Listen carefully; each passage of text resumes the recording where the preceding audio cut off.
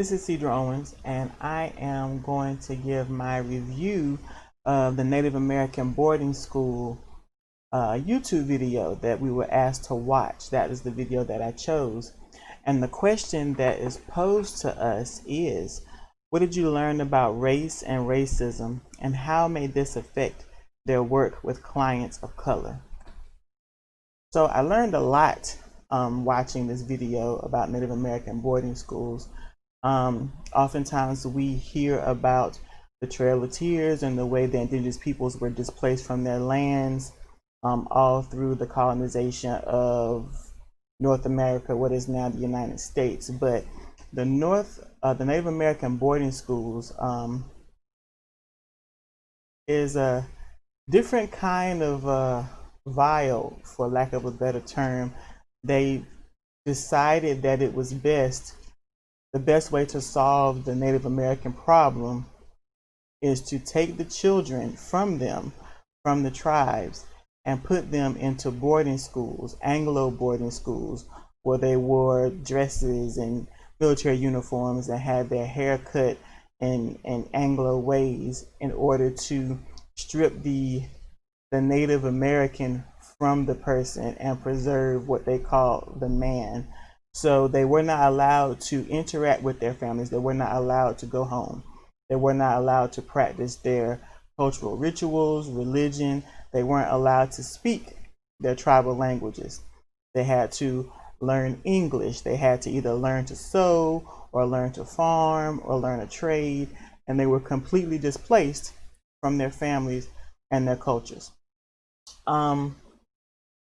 I think some of them would consider it a fate worse than death, because the way they were trained, they didn't fit in with the white people, and then after a while of being there, they couldn't fit in with the native people either. They were in this displaced limbo where they didn't know where they belonged. And listening to the video and the individuals that were interviewed, what I have discovered is that the effect that those early Native American boarding schools had on Native Americans, some of which are still alive today, is the same effect that slavery has had on African Americans in this country. It's a generational trauma that seems to pass down all the way from then even up till now.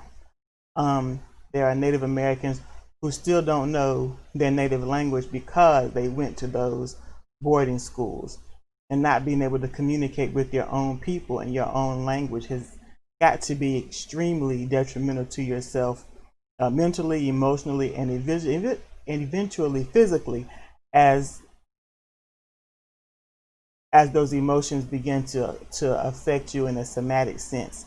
Now, when it comes to dealing with patients of indigenous descent, no matter your racial background or ethnic background, as a provider, as a mental health provider, it would be extraordinarily important to know this history, because you can't even pigeonhole it to just one tribe. It happened to multiple indigenous tribes.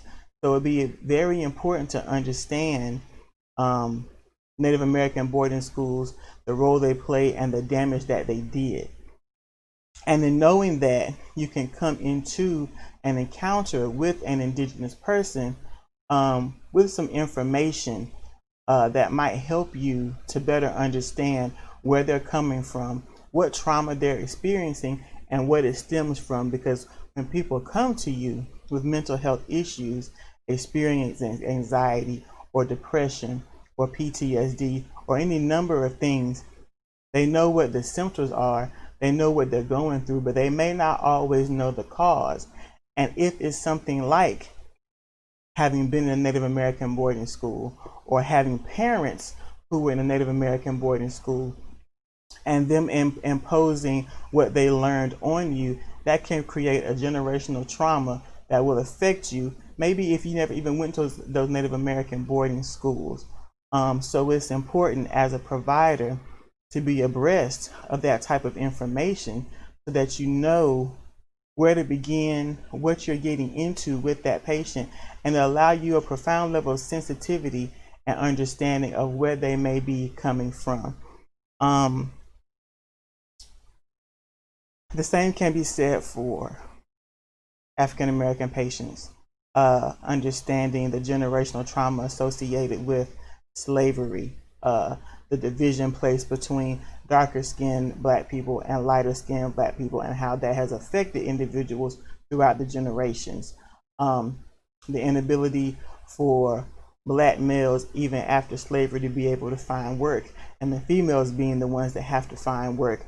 That dynamic has maintained throughout the years since slavery has been abolished.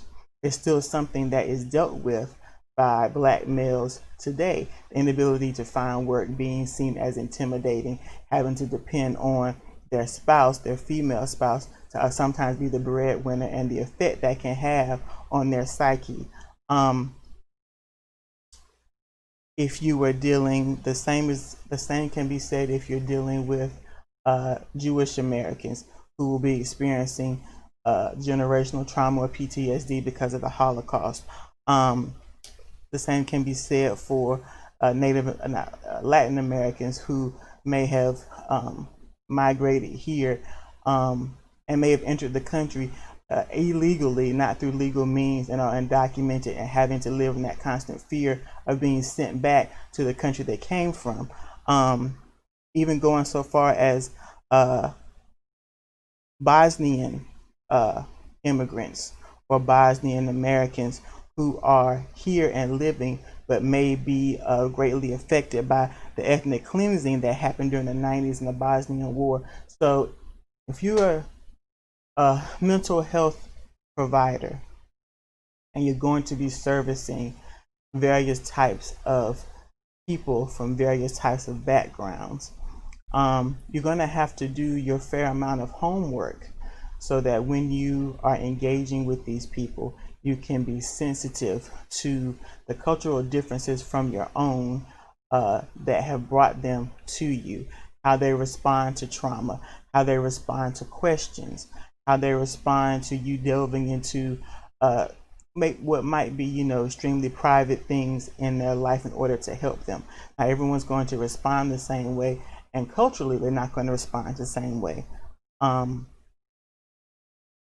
It's very important to keep that in mind. Keep in mind that they are different from you, and they're coming from different experiences, and you can't expect them to behave in the manner that you might behave, or your circle or your bubble would behave.